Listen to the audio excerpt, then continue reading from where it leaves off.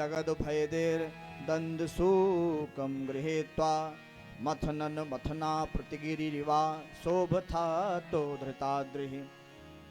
कहते हैं भागवत में तो नहीं लिखा है, कूर्म पुराण में लिखा हुआ है कि भगवान के सिर पर जो मुकुट लगा था कच्छप अवतार धारण करने के बाद में, वो मुकुट भगवान का 1 योजन में था। श्री राम जय राम। देखो भगवान कछुआ बने, मछली बने, कुछ भी बने, लेकिन भगवान तो भगवान ही रहेंगे। और नीचे से जाकर के उस पहाड़ को अपने पीठ पर धारण कर लिया। कछुआ का अवतार क्यों भगवान ने लिया? क्योंकि आपने देखा होगा कछुए की पीठ बहुत मजबूत होती है। यदि कछुआ कुछ उम्र तक जीवित हो जाए, जीवित रह जाए, तो उसके ऊपर फिर चाहे आप जितनी गाड़ी चढ़ाओ, जितना मोटर मन करे चढ़ाओ, उसको कुछ होने वाला नहीं है। तो भगवान कछुआ बन गए, नीचे से जाकर के पहाड़ को धारण कर लिया। और जब पहाड़ को धारण कर लिया और जब मंथन का समय आया तो एक तरफ हो गए दैत्य, एक तरफ हो गए देवता। देवता लोग दौड़े दौड़े आए, कहा प्रभु हम लोग तो मुंह की तरफ हैं, और अभी जैसे सांप गरमाएगा तो ये विष उगलेगा, आग उगलेगा, हम लोग तो वैसे मर जाएंगे, अमृत मिलेगा ही नहीं। तो भगवान ने कहा अच्छा कोई बात नहीं, चिंता मत करो, एक काम करो, तुम जाओ दैत्यों से कह दो, क्या है दैत्यों, अरे तुम लोग नीच खानदान के हो, आओ पूंछ पकड़ो, हम लोग मुंह की तरफ रहेंगे, इधर कोई मत आना, हम लोग मुंह की तरफ संभाले हुए हैं, फिर देखना कैसे क्या होता है। अब तो देवताओं ने कहा ए दैत्यों, अरे तुम लोग नीच खानदान के, तुम लोग पूंछे की तरफ रहना, इधर एक्को मनई दिखाई मत पड़ना। अब जो दैत्यों के राजा बलि थे, दैत्यों के राजा बलि तुरंत उठकर खड़े हो गए, कहा देखो अभी मंथन शुरू नहीं हुआ और तुम लोगों की होशियारी पहले से शुरू हो गई, कुछ नहीं, हम तुमसे ज्यादा ऊंचे खानदान के हैं। बोले तब क्या करोगे? बोले हम मुंह की तरफ रहेंगे, तुम लोग चलो पूंछ पकड़ो, क्योंकि पूंछ जो है सांप की अशुद्ध होती है। तो भगवान ने कहा देवताओं, तुम लोगों ने सबसे पहले तो इनको बड़े भैया कहा और इनको किसी तरह से बुला करके यहाँ ले करके आए, और जब ये लोग आ गए अपना समर्थन दे दिए, तब तुम लोग ऐसी भाषा बोल रहे हो। काम करो, तुम लोग चलो पूंछ पकड़ो, और ये दैत्यों तुम लोग मुंह की तरफ आ जाओ। अब तो दैत्य लोग आ गए मुंह की तरफ और देवता हो गए पूंछ की तरफ। कहा वाह रे प्रभु। और जब मंथन होने लगा तो मंथन होते समय कहते हैं भगवान ने एक और रूप धारण किया, निद्रा का रूप बन करके वासुकी नाग में प्रवेश कर गए। भगवान सोचने लगे कि मंथन शुरू हो जाए और बीचे में कहीं वासुकी नाग कहें भैया अब हमारा मन नहीं कर रहा है, अब हम जा रहे हैं। क्योंकि आपने देखा होगा पहले गाँव में जब किसी के यहाँ छपरा छाया जाता था, चढ़वाने का समय आता था, तो आधे से ज़्यादा लोग कहते थे बस अब आ रहे हैं, थोड़ा गाय को चलाए आए, गाय को हटाए आए, वो आधे ज़्यादा लोग गायब हो जाते थे। श्री राम जय राम। और उसमें 2-4 लोग बचते थे, 3 चढ़ाने वाले होते थे तो 1 खींचने वाले होते थे। तो भगवान सोचने लगे कहीं हम निद्रा बन करके प्रवेश नहीं करेंगे और बीचे में समर्थन वापस ले लेंगे। हमारे अयोध्या जी में रामायणी लोग कथा सुनाते हैं, राम कथा, कि एक बार भोले बाबा जब बारात लेकर के गए विवाह करने के लिए, तो विष्णु जी ने भोले बाबा से कहा सुनो आज बने हो दुल्हा, वैसे तो चाहे जैसे रहते हो कोई बात नहीं, लेकिन दुल्हा बने हो तो आज हमारा जो पीताम्बर है इसको ले लो, बढ़िया लुंगी जैसे, चाहे धोती पहन लो चाहे लुंगी लगा लो, बढ़िया से पहन करके और दुल्हा बन करके चलो। तो भोले बाबा ने कहना हम सब पर भरोसा कर सकते हैं लेकिन तुम पर भरोसा नहीं कर सकते हैं। अरे पता चले हम ससुराल में जाएं और वहाँ द्वार पूजन होने लगे और कम से कम 200-400-500 रिश्तेदार इकट्ठा हों और कहीं बीचे में आप कह दो हे भैया ये हमारा पीताम्बर हमको दे दो, हम जा रहे हैं, तब तो हमारी बड़ी भारी बेइज्जती हो जाएगी।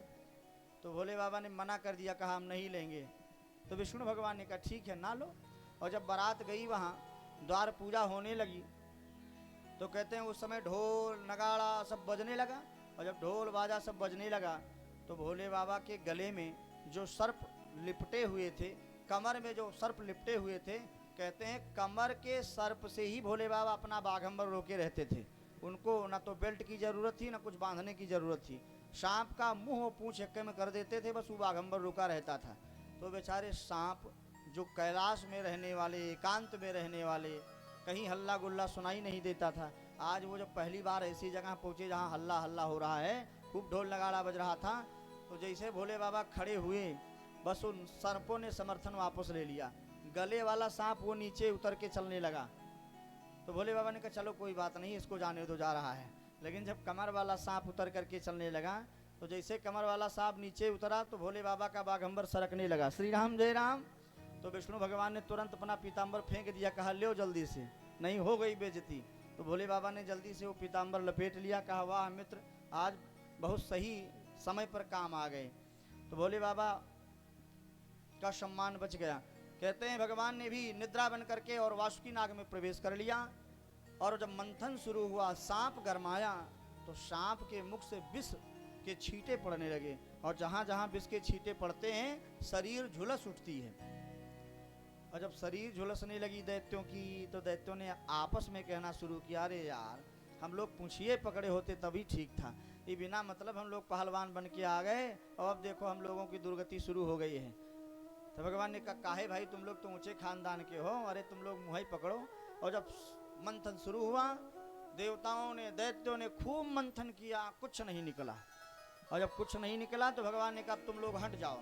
भगवान ने सर्प को पकड़ा, मुंह पूंछ पकड़ा और स्वयं से मंथन करने लगे। और जब स्वयं से मंथन शुरू किया तब निकला क्या? कहते हैं मंथन हो रहा था अमृत के लिए और निकल गया विष। इतना भयानक विष, वो जब विष निकला तो उस विष की दुर्गंधी का इतना प्रभाव था कि तमाम देवता और दैत्य तो मूर्छित होने लगे। देवताओं ने कहा, वाह रे प्रभु, अरे आपने तो कहा था अमृत निकलेगा और यहाँ तो अमृत के बदले विष निकल आया है, अब क्या करें? तो भगवान ने कहा, देखो देवताओं, जब जब तुम लोग अमृत के लिए प्रयास करोगे तो विष पहले निकलेगा ही निकलेगा। इस कथा से क्या शिक्षा मिलती है कि देखो, जब भी आप कोई अच्छा काम करोगे तो बुराई का सामना आपको करना पड़ेगा। यदि आप कोई अच्छा काम कर रहे हो तो 4 लोग प्रशंसा बाद में करेंगे, 8 लोग निंदा आपकी पहले करेंगे। श्री राम जय राम। यदि आप निंदा रूपी विष को पार कर लिए तब तो महाराज आप सम्मान पाओगे, और आप उसी निंदा में अटके रह गए तो बस हो गया, अमृत तक आप पहुंच नहीं पाओगे। जब विष निकला देवता लोग घबराए। देवताओं ने कहा, महाराज ये कौन पिएगा? तो भगवान ने कहा, देखो भाई, अब निकला है तो पीना ही पड़ेगा। अरे देवताओं ने कहा, महाराज विष पीने के लिए मंथन किए हैं। दैत्यों ने कहा, हम जा रहे हैं। भगवान ने कहा, रुक जाओ, हमारे यहाँ नियम है, कोई भी वस्तु निकले तो सबसे पहले देवी देवताओं को दिया जाता है, गुरु जी को दिया जाता है। तो हे देवताओं, तुम लोग चले जाओ अपने गुरु बृहस्पति से कह दो कि गुरु जी ये विष निकला है और इसको आप पी लीजिए, क्योंकि पहली वस्तु है। तो देवता लोग गए देवगुरु बृहस्पति के पास, कहा, गुरुदेव हम आपके लिए कुछ लाए हैं। गुरु बृहस्पति ने कहा, क्या लाए हो? देवताओं ने कहा, जहर लेके आए हैं। देवगुरु बृहस्पति ने कहा, भागते हो यहाँ से कि नहीं? ये हम जहर पीने के लिए गुरु बने हैं। बृहस्पति ने भगवा दिया और महाराज देवता लोग निराश हो गए। दैत्यों के पास भगवान आकर के कहते, तुम लोग अपने अपने गुरु जी के पास ले जाओ। दैत्य लोग ले गए शुक्राचार्य जी के पास। शुक्राचार्य जी से कहा, गुरु जी हाँ जहर पियोगे? अरे शुक्राचार्य जी ने कहा, मूर्ख तेरा बंटाधार हो, हम जहर पीने के लिए गुरु बने हैं, मंत्र दिए हैं, भागो यहाँ से। दैत्यों को भी भगा दिया।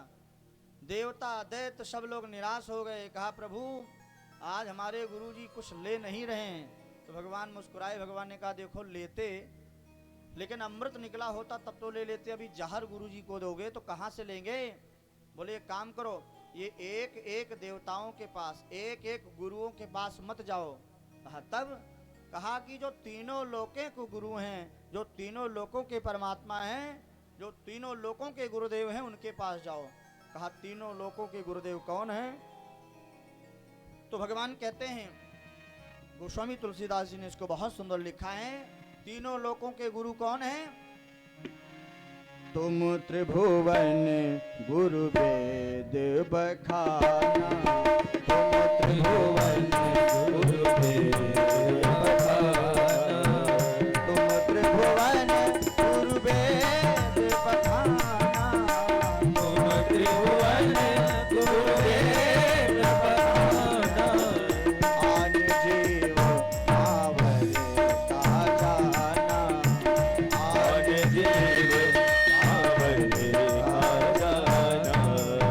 आन जीव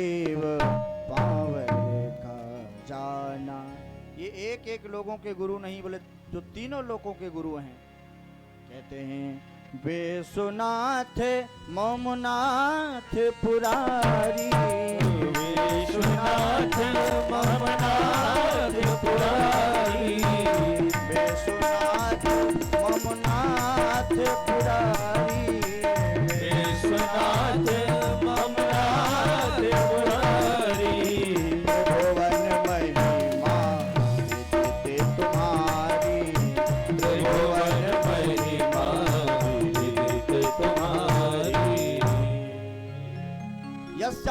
च विभाति भूधर्षिता देवा पगा मस्तके बाले व्याल विधुर गले चिगरलम यस्यो रसी व्यालराट। कहते हैं महाराज, जिनके चंद्रमा सुशोभित है मस्तक पर, जो गले में सर्प की माला धारण करते हैं। ए भैया थोड़ी आवाज बढ़ाओ, और सब कम कर दो लेकिन इसको मत कम किया करो, है ना, क्योंकि इससे 3 घंटा बोलना रहता है।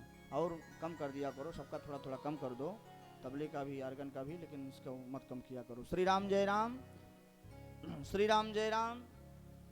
कहते हैं जो तीनों लोकों के गुरु हैं वो हैं भगवान शिव, और उनके पास जाओगे तो तुमको निराश नहीं होना पड़ेगा। अब तो देवता और दैत्य पहुंच गए भोले बाबा के पास। कहा बाबा हम आपके लिए कुछ लेके आए हैं। भोले बाबा प्रसन्न हो गए। कहा क्या लेके आए हो? कहा गुरुजी जहर लेके आए हैं। भोले बाबा ने कहा वैसे तो हम जहर पीते नहीं हैं, लेकिन अब किसने भेजा है? कहा भगवान ने भेजा। अरे कहा भगवान ने भेजा तब तो ले आओ। तो भोले बाबा ने उस विष के कलश को ले लिया, और विष के कलश को लेकर के पीने जा रहे थे। तो बगल में बैठी थी पार्वती जी। पार्वती जी ने कहा बाबा ये विष मत पीना। क्यों? अरे कहा महाराज यदि अमृत निकला होता तो ये देवता लेकर के नहीं आते, और जहर निकला है तो देखो कितने प्रेम से लेके आए हैं। तो भोले बाबा ने कहा देवी जी ये इनका स्वभाव है, लेकिन हमारा क्या स्वभाव है वही हम काम करेंगे। और हे पार्वती जी आपकी कृपा तो सब पर बरसती रहती है, आपकी कृपा से ही तो मैं 100 से शिव बन गया, क्योंकि पहले मैं 100 था। दुर्गा सप्तशती में श्री मार्कंडेय जी लिखते हैं शंकराचार्य जी की भाषा में, कपाली भूतेशो भजति जगदीशे कुपदबी भवानी तत्पाणी ग्रहण परिपाटी फलमिदम। हे देवी पहले मैं 100 था, लेकिन जब से आपके साथ पाड़ी ग्रहण हो गया, मेरा विवाह हो गया, तब से मैं 100 से शिव बन गया, और इसलिए आप ऐसी भाषा मत बोलिए। तो पार्वती जी ने कहा यदि आपके जहर पीने से हजारों हजार देवताओं का कल्याण हो रहा है तो आप विष को पी जाइए। तो भोले बाबा ने उस विष के कलश को हाथ में लिया, और भोले बाबा सोचने लगे कि यदि मैं विष को अपने मुख में रखूंगा तो बोलने में समस्या होगी, और यदि मैं विष को पेट में ले जाऊंगा, हृदय में ले जाऊंगा, तो हृदय में हमारे भगवान बैठे हुए हैं, अब मैं क्या करूं? भोले बाबा ने सोचा कोई बात नहीं है, ना हम इसको पेट में ले जाएंगे और ना ही इसको हम मुख में रखेंगे, तब कहाँ क्या करेंगे? भगवान ने कहा उसको बीचे में स्थापित कर देते हैं। भोले बाबा ने सारा विष पी लिया और उस विष को अपने कंठ में ही धारण कर लिया, और विष का इतना बुरा प्रभाव पड़ा, कहते हैं भोले बाबा का कंठ जो है उस जहर के प्रभाव से नीला पड़ गया। और जब जहर के प्रभाव से कंठ नीला पड़ गया, देवता लोग घबराए। अरे भगवान ने कहा घबराओ मत। भगवान मुस्कुराए। कहा महाराज आप मुस्कुरा रहे हो? भोले बाबा ने कहा और क्या, हमारे हजारों नाम हैं, एक नाम और पड़ जाएगा, और क्या होगा? तब नाम पड़ा नीलकंठ। बोले नीलकंठ भगवान की जय हो। और भोले बाबा ने जहर पी लिया। जैसे ही जहर पिया, अब तो सारे देवता गदगद हो गए, और देवताओं ने आकर के फिर से मंथन शुरू किया। जब फिर से मंथन शुरू किया तो कहते हैं ततः उच्चै स्रवा नामो हयो भू चंद्र पांडुरः। कहते हैं फिर से मंथन किया तो एक उच्च स्रवा नाम का घोड़ा निकला, जिसको राजा बलि ने ले लिया। ऐरावत हाथी निकला, जिसको इंद्र ने ले लिया। एक मणि निकली, भगवान ने कहा जो उठाए पावे ले जाए। अब तो देवताओं ने प्रयास किया, दैत्यों ने प्रयास किया, जब नहीं उठा पाए तो भगवान ने उठा करके अपने जेब में रख लिया। भगवान ने कहा कुछ हमको भी मिलना चाहिए, सब तुम ही लोग ले लोगे। आगे और मंथन शुरू हुआ तो कहते हैं लक्ष्मी जी निकली, बढ़िया हाथ में सुंदर पुष्पों की माला लिए हुए निकली। देवताओं ने दैत्यों ने देखा, कहा लक्ष्मी जी आ गई। अब तो लक्ष्मी जी आई हैं और भगवान नारायण के गले में माला पहना देती हैं। और जिस दिन गले में माला पहनाई उसी दिन हमारे यहाँ वैकुंठ उत्सव मनाया जाने लगा। एक निवेदन करें, लक्ष्मी जी से पहले निकली दरिद्रा देवी। भागवत में तो वर्णन नहीं है, लेकिन अन्य पुराणों में वर्णन मिलता है कि जब दरिद्रा देवी निकली तो लक्ष्मी जी के बिल्कुल विपरीत दरिद्रा देवी हैं। कहते हैं लक्ष्मी जी तो दिव्य हैं। ततश्चावीर भूत साक्षात श्री रमा भगवत परा रंजयंती दिशा कांत्या विद्युत सौदामनीय था। लक्ष्मी जी को देख करके देवता चकाचौंध हो जाते हैं। और जब दरिद्रा देवी निकली, अरे अब तो महाराज बड़े बड़े लंबे लंबे नाखून, बड़े बड़े बाल, सफेद सफेद, और उनके शरीर से दुर्गंधी आ रही थी।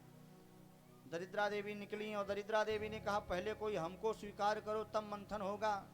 अरे देवताओं ने कहा इनको कौन ले जाएगा, हम तो नहीं ले जाएंगे। दैत्यों ने कहा तो क्या हम ले जाएंगे, हम भी नहीं ले जाएंगे। तो भगवान ने कहा देखो भाई, कोई भी वस्तु अगर निकलती है तो बिना उसका ठिकाने लगाए आगे मंथन नहीं हो सकता है, किसी न किसी को तो स्वीकार करना ही पड़ेगा। अरे कहा महाराज जी हम दरिद्रा को घर ले जाने के लिए मंथन किए हैं, हम नहीं ले जाएंगे, सबने मना कर दिया। तो भगवान ने बुलाया एक ब्राह्मण देवता को। ब्राह्मण देवता से कहा क्यों दरिद्रा देवी को ले जाओगे? तो ब्राह्मण देवता ने कहा महाराज अब दरिद्रा देवी को कौन ले जाना चाहेगा, लेकिन यदि आपकी आज्ञा हो तो हम इनको भी लेते जाएंगे। तो भगवान ने कहा तो ठीक है, इनको लेते जाओ। और दरिद्रा देवी को ब्राह्मण देवता ले गए। तो ब्राह्मण का घर घर नहीं है जो ब्राह्मण के घर में सवेरे धूप बत्ती अगरबत्ती की खुशबू ना आए, तुलसी का पौधा ना मिले, एक पशु ना मिले। और जब ब्राह्मण देवता अपने घर में ले गए दरिद्रा देवी को, तो जैसे ही दरिद्रा देवी के नाक में वो धूप बत्ती की खुशबू गई, अरे अब तो ऐसा लगा मानो इनका प्राण ही चला जाएगा। दरिद्रा देवी ने कहा ये हमको कहाँ ले आए? ब्राह्मण देवता ने कहा क्या हुआ देवी जी? अरे कहा हमारी तो सांस फूल रही है, यहाँ से हमको जल्दी ले चलो। कहा तब कहाँ ले चलें? दरिद्रा देवी ने कहा जहाँ बीड़ी की दुर्गंधी हो, जहाँ नाली की दुर्गंधी हो, हमको वहाँ ले चलो, यहाँ तो हमें घुटन हो रही है। तो ब्राह्मण देवता ने कहा देवी जी ये व्यवस्था हमारे यहाँ तो नहीं मिल पाएगी, आप एक काम करो, हम आपको लेके भले चले आए हैं लेकिन हम आपके लिए कोई बढ़िया दुल्हा खोज के लाते हैं, तब तक आप चलो कहीं इंतजार करो। तो ब्राह्मण देवता गए और पीपल के पेड़ के नीचे दरिद्रा देवी को बैठा दिया और कहा यही बैठी बैठी इंतजार करो और हम जाएं तब तक कोई ले आए आपके लिए बढ़िया बर। तो ब्राह्मण देवता बड़े होशियार थे। ब्राह्मण देवता सोचने लगे अब हम खोज खोज के लावेंगे तो जैसे हम ऐसे तो खोजेंगे। अरे भाई किसी साधु व्यक्ति को आप कह दीजिए किसी दुष्ट व्यक्ति को लाओ तो उसको बड़ा समय लग जाएगा, लेकिन किसी दुष्ट व्यक्ति से कह दो कि भाई किसी दुष्ट व्यक्ति को खोज के ले आओ तो एक फोन करेगा बस 4-6 दुष्ट आ जाएंगे। श्री राम जय राम। तो ब्राह्मण देवता ने सोचा अब हम क्या करें। ब्राह्मण देवता ने दरिद्रा देवी को बैठा दिया और कहा यही इंतजार करो मैं आ रहा हूँ। और ब्राह्मण देवता दोबारा लौट करके गए ही नहीं। श्री राम जय राम। और जब दोबारा लौट करके नहीं गए, श्री राम जय राम। अभी उठा ले जाओ बाबू, अब फिर मत जो है आना है ना, उठा ले जाओ एक बार और फिर मत आना, ठीक, बाद में सब व्यवस्था हो जाएगी। श्री राम जय राम। श्री राम जय राम। घड़ी घड़ी घड़ी घड़ी हरि बोल मेरी रसना, घड़ी घड़ी हरि बोल मेरी रसना, घड़ी घड़ी हरि बोल मेरी रसना, घड़ी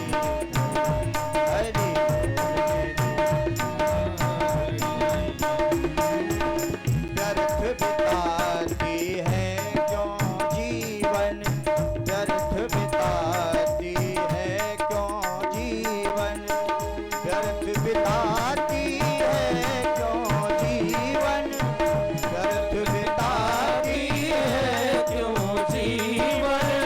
मुख मंदिर में पड़े पड़े हरि बोल मेरी रसना, हरि बोल मेरी रसना, घड़ी घड़ी हरि बोल मेरी रसना, हरि बोल मेरी रसना, घड़ी घड़ी। ओ जागो थे तेरी धुन सुनकर, जागो थे तेरी धुन सुनकर, जागो थे तेरी धुन सुनकर, जागो थे तेरी धुन सुनकर। इस काया की घड़ी घड़ी हरि बोल मेरी रसना, घड़ी हरि बोल मेरी रसना, घड़ी घड़ी हरि बोल मेरी रसना, घड़ी। कहते हैं दरिद्रा देवी को ब्राह्मण देवता अपने घर नहीं ले गए और तब से हमारे यहाँ परंपरा बन गई कि किसी भी सनातनावलंबी को, जो सनातन धर्म को मानने वाले लोग हैं, उनको पीपल का बरगद का पेड़ नहीं काटना चाहिए। कभी ऐसी सिचुएशन आ जाए, ऐसी समस्या आ जाए कि आपको काटना ही है तो आप अपने हाथ से मत काटो, उसको किसी को बुला करके, तमाम दुनिया में मलेच्छ घूमते रहते हैं, उनसे आप कटवा दीजिए, लेकिन आप स्वयं मत काटिए। ये कब करना है? जब बिल्कुल चलाऊ ना हो तब। श्री राम जय राम। दरिद्रा देवी के बाद में कहते हैं महाराज तमाम ऐसे 14 रत्न निकले हैं, अंत में निकला अमृत। और जब अमृत निकला महाराज धन्वंतरी अमृत लेकर के प्रकट हुए। एक निवेदन करें, हमारे यहाँ दीपावली के 2 दिन पहले धनतेरस मनाई जाती है। तो ये जो धनतेरस होती है इसी दिन महाराज धन्वंतरी का प्राकट्य हुआ था और वास्तव में इसका शुद्ध नाम है धन्वंतरी दिवस, लेकिन उसको अपभ्रंश करते करते हम लोग धनतेरस कर दिए। उस दिन चाहिए कि हम लोग महाराज धन्वंतरी की पूजा करें और दीर्घायु की कामना करें, लेकिन होता क्या है धनतेरस के दिन लोग क्या करते जानते हैं? धनतेरस दिन के लोगों को लगता है कि आज बर्तन जितना खरीद पाओ खरीद लो, जितना सोना चांदी खरीद पाओ खरीद लो। वास्तव में ये सोना चांदी बर्तन खरीदने का दिन नहीं है, लेकिन चलो कम से कम इसी बहाने खरीद लेते हैं तो कोई बुराई भी नहीं है। श्री राम जय राम। नहीं फिर पता लगे साल भर मौका लगे कि न लगे, तो कम से कम ठीक है। धन्वंतरी महाराज अमृत के कलश को लेकर के प्रकट हुए। अरे देवताओं ने दैत्यों ने देखा अमृत आ गया अमृत आ गया। तो देवता लोग तो पिछड़ गए, लेकिन दैत्य कहाँ पिछड़ने वाले। दैत्यों ने कस के दौड़ लगाई और धन्वंतरी जी वहां से भगे और भागते भागते पूरे भारतवर्ष का चक्कर लगाया। अंत में कहाँ गए? उज्जैन गए, हरिद्वार गए, प्रयागराज गए और नासिक गए। 4 जगह पर गए हैं। चारों जगह अमृत की बूंदें छलकी हैं और जहां जहां अमृत की बूंदें गिरी वहीं वहीं पर महाकुंभ लगने लगा। श्री राम जय राम। अंत में घूमते घामते फिर से आ गए समुद्र के किनारे, और जब समुद्र के किनारे फिर से आ गए तो दैत्य लोग बलवान थे ही। दैत्यों ने पकड़ करके धन्वंतरी को और जबरदस्ती अमृत के कलश को छीन लिया। दैत्यों ने कहा वीर भोग्या वसुंधरा, और सही बात है। जो बलवान लोग होते हैं वो पाप और पुण्य नहीं सोचते हैं, और जो दुर्बल लोग होते हैं वही कहते हैं अरे भैया देखो ये अन्याय कर रहे हैं। श्री राम जय राम। एक अधिकारी था कोई, तो वो घूस ले रहा था, तो किसी ने कहा ये अन्याय है। अरे अधिकारी ने कहा ये अन्याय नहीं है। बोले तब? कहा ये हमारी अन्य आय है। श्री राम जय राम। सलीरी तो हम छूते ही नहीं है, तो हमारी अन्य आय है, इसी से हमारा काम चलता है। तो वीर भोग्या वसुंधरा, ये तो बात सही है। दैत्यों ने छीन लिया, और जब दैत्यों ने अमृत का कलश छीन लिया, लेकिन अब दैत्य लोग आपस में ही लड़ने लगे। एक कहता है अहम पूर्वम न तुम मिते प्रभो, पहले मैं पीऊंगा। और सब लोग आपस में लड़ने लगे। और देवता लोग पहुंच गए भगवान के पास, क्योंकि देवताओं के तो यक्के सहारा भगवान। देवताओं ने भगवान से जा करके कहा प्रभु लगता है कि सारी मेहनत पर पानी फिर जाएगा। भगवान ने कहा क्या हुआ? अरे कहा महाराज दैत्यों के हाथ में अमृत चला गया है, अब उनसे छीनने की हिम्मत नहीं हो रही है। भगवान ने कहा चिंता मत करो, वो दैत्य हैं, उनको अमृत मिल भी गया है तो भी वो नहीं पी पाएंगे, और यदि पीने का प्रयास भी करेंगे तो हम हैं, चिंता मत करना। अरे अब तो दैत्य लोग आपस में लड़ ही रहे थे, तब तक भगवान ने क्या किया? भगवान देवताओं के बीच से अंतर्ध्यान हो गए, और थोड़ी ही देर में भगवान मोहिनी का रूप धारण करके, स्त्री का रूप धारण करके, बहुत सुंदर श्रृंगार करके, और हाथ में एक गेंद लेकर के जहां दैत्य लोग लड़ रहे थे वहीं पहुंच गए। गेंद को उठा करके दैत्यों के बीच में फेंका। अरे दैत्यों ने कहा गेंद कहां से आया? तब तक एक ने कहा वो देखो कोई बहुत सुंदर स्त्री आ रही है और हमारी ही तरफ आ रही है। भगवान पहुंचे। अब उन दैत्यों को क्या पता था कौन है। दैत्यों ने कहा देवी जी आप कौन, कहां से आ रही हो? भगवान कहते हैं मैं बहुत दूर से आ रही हूँ, कैलाशाद आगतोस्मि, मैं कैलाश पर्वत से होते होते आ रही हूँ। दैत्यों ने कहा अच्छा देवी जी। भगवान ने पूछा एक बात बताओ, तुम लोग लड़ क्यों रहे हो? अरे दैत्यों ने कहा क्या बताएं देवी जी, हम और देवताओं ने मिल करके समुद्र मंथन किया और उसमें से अमृत निकला। अब देवता कहते हम पिएंगे, और ये कहते हम पिएंगे, हम कहते हम पिएंगे, ये बंटवारा नहीं बैठ रहा है। तो भगवान मुस्कुराए। भगवान ने कहा छी तुम लोग तो बड़े गंदे हो, तुम लोगों से तो बातें करने लायक नहीं है। और भगवान मुड़ करके चल पड़े, और जैसे भगवान मुड़ करके चले तो दैत्यों ने कहा देख रहे हो कितनी संस्कारवान है, लगता है किसी अच्छे खानदान की है। अरे अब तो दैत्यों ने कहा देवी जी थोड़ा इधर आओ ना। भगवान ने कहा क्या? अरे दैत्यों ने कहा देवी जी थोड़ा रुको ना, हमारे मन में तो विचार आ रहा है कि अमृत आप ही बांट दो। अरे भगवान ने कहा ना हम अमृत नहीं बांटेंगे, कहीं कुछ गड़बड़ हो जाए तो हमारे ऊपर कलंक रख दोगे। देवताओं ने तो समझ लिया कि भगवान आ गए हैं, तो देवता लोग एक किनारे चले गए। अब दैत्य लोग आपस में कह रहे हैं भैया एक काम करो, अमृत बांटेंगी तो यही देवी जी बांटेंगी, और नहीं तो अमृत ना तुम पियोगे ना हम पिएंगे, अमृत को इसे उठा के फेंक देंगे समुद्र में।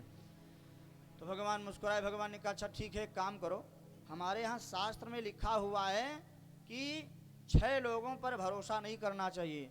हे दैत्यों, तुमको ये बात पता है? दैत्यों ने कहा किस किस पर भरोसा नहीं करना चाहिए?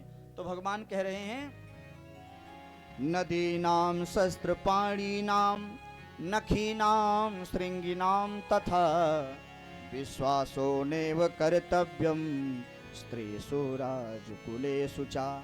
कहते हैं नदी पर भरोसा मत करो, चाहे जितना बढ़िया तैरना आता हो, क्योंकि कहीं फंस गए तो डूब जाना है। आगे कहते हैं शस्त्रपाणी नाम, हाथ में शत्रु शस्त्र लिए हुए खड़ा हो और आप भी खड़े हैं और वो ललकार रहा है बार बार, तो ज्यादा सटो मत। श्री राम जय राम। बार बार ये मत कहो कि हिम्मत हो तो चला के दिखाओ, हिम्मत हो तो मार के दिखाओ। वो हिम्मत नहीं देखा, वो सही सही में मार देगा। श्री राम जय राम। क्योंकि आवेश में जब कोई व्यक्ति रहता है तो उसको बोध नहीं रहता है। आगे कहते हैं नखी नाम श्रृंगी नाम तथा, नाखून वाले जानवर पर और सींग वाले जानवर पर, इन पर भी भरोसा नहीं करना चाहिए। नाखून वाले जानवर हैं, कब पंजा मार दें क्या पता। सींग वाले जानवर हैं, एक बार पटक देंगे तो कम से कम साल भर तो बेड रेस्ट होगा ही होगा। श्री राम जय राम। इसलिए नाखून वाले जानवर पर और सींग वाले जानवर पर भी भरोसा नहीं करना चाहिए। और आगे 2 लोगों पर बहुत सुंदर लिखा हुआ है विश्वासो नैव कर्तव्यम स्त्रीषु राजकुलेषु चा। जिस स्त्री के विषय में आप कुछ नहीं जानते हैं उस पर भी भरोसा नहीं करना चाहिए। आप लोग तो देखते हैं तमाम दुनिया में फ्रॉड चल रहा है, पता चले आप सोचें कि लाओ हम थोड़ा मदद कर दें और मदद के चक्कर में आप पहुंच जाएं तिहाड़ जेल। श्री राम जय राम। आगे कहते हैं सब पर तो थोड़ा बहुत हो सकता है करना पड़े कर लेना, लेकिन और किस पर मत करना। तो लिखा हुआ है राजकुलेषु चा, सब पर भरोसा करने ला लेकिन पुलिस पर भरोसा मत करना। श्री राम जय राम। वो इधरों से ले लेंगे उधरों से ले लेंगे। श्री राम जय राम। ये 6 लोगों पर भरोसा करने लायक नहीं है। अरे अब तो जब इस तरह की बातें भगवान ने कही, देवताओं ने दैत्यों ने कहा देख रहे हो कितनी बढ़िया स्त्री है, कितनी बढ़िया देवी जी हैं, कितनी पढ़ी लिखी हैं, देखो कैसी भाषा बोल रही हैं। अरे अब तो दैत्यों ने कहा देवी जी अमृत तो आप ही बांटेंगी और किसी को हम हाथ नहीं लगाने देंगे। तो भगवान ने मन ही मन में सोचा काम थोड़ा पक्का हो गया है, लाओ अमृत ले लेते हैं। तो भगवान ने अमृत ले लिया, और जब अमृत ले लिया तो दैत्यों से भगवान कहते हैं हे दैत्यों पहले जाओ स्नान करके आओ। हे देवताओं अरे तुम लोग भी स्नान करके आओ। सब लोग गए हैं, स्नान करके आए हैं। एक लाइन में बैठ गए देवता और दूसरी लाइन में बैठ गए दैत्य। तो भगवान दैत्यों से ही अमृत लिए थे, इसलिए दैत्यों के ही पास पहुंच गए। भगवान ने कहा दैत्यों अमृत बांटें।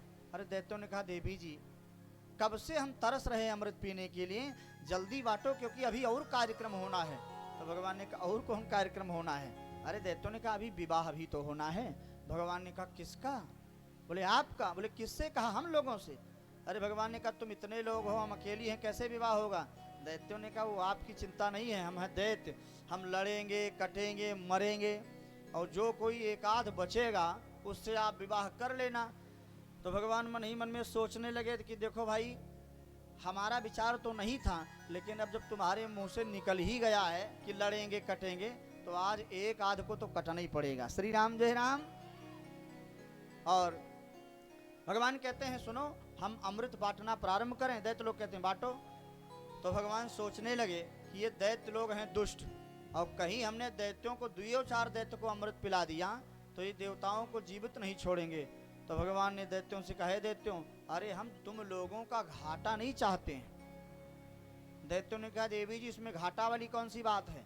अरे भगवान ने कहा सुनो तो ये जो अमृत है ना, इस अमृत को लेकर के धन्वंतरी जी यहाँ से वहाँ भागते भागते थक गए। तो ये जो अमृत था ये गाढ़ा अमृत तो नीचे बैठ गया, जिसमें दम खम था वो तो नीचे बैठ गया, और ऊपर वही पतला वाला अमृत बचा है। हम सोच रहे हैं कि पतला वाला अमृत तो पिला दें देवताओं को और गाढ़ा वाला आपको पिला दें, बाकी आप लोग जैसा सोचो। अरे दैत्यों ने कहा देवी जी वाह बहुत सुंदर विचार है आपके, आप एक काम करो पतला वाला अमृत उधर ही निपटाए दो, और जब गाढ़ा वाला अमृत बचे तब इधर आना। श्री राम जय राम। अब इधर ना आओ भाई। श्री राम जय राम। श्री राम जय राम, श्री राम जय राम। भगवान को मौका मिल गया, भगवान पहुंच गए देवताओं की लाइन में, और जब देवताओं की लाइन में पहुंचे सबको अमृत बांटना शुरू कर दिया। कहते हैं उसी बीच में सूर्य और चंद्रमा बैठे हुए थे। तो एक सिंगिका का बेटा था जिसका नाम था राहु। वो सोचने लगा कुछ तो गड़बड़ है। अब उसको क्या पता कि सब कुछ गड़बड़ है। वो बेचारा उठा और उठ करके तुरंत वेश बदला, देवताओं का वेश बनाया और जा करके देवताओं की लाइन में बैठने के लिए प्रयास करने लगा। सबसे पहले गया, आगे ही बैठ गया। थोड़ी देर तक 2-3 मिनट तक बैठा रहा। फिर सोचने लगा कि कहीं ये देवी जी आएंगी अमृत बांटने के लिए और हमसे पूछेंगी नाम क्या है, गोत्र क्या है, प्रवर क्या है। हमारे यहाँ नाम होता है, उसके बाद गोत्र होता है, गोत्र के बाद प्रवर होता है, प्रवर के बाद शाखा होती है। सबको अपना गोत्र, प्रवर, शाखा ये सब पता होना चाहिए। आप बाहर चले जाइए दक्षिण भारत में या कहीं बिहार इत्यादि में, तो वहाँ इस तरह से नहीं पूछते हैं कि पांडे हो, मिश्र हो, तिवारी हो। पूछते हैं गोत्र क्या है, प्रवर क्या है, शाखा क्या है। एक जगह कहीं यज्ञ हो रही थी तो उसमें हम लोग भी गए थे। तो एक आचार्य जी थे जो यज्ञ करवा रहे थे। तो उन्होंने कहा भाई इसमें वर्ण उसी का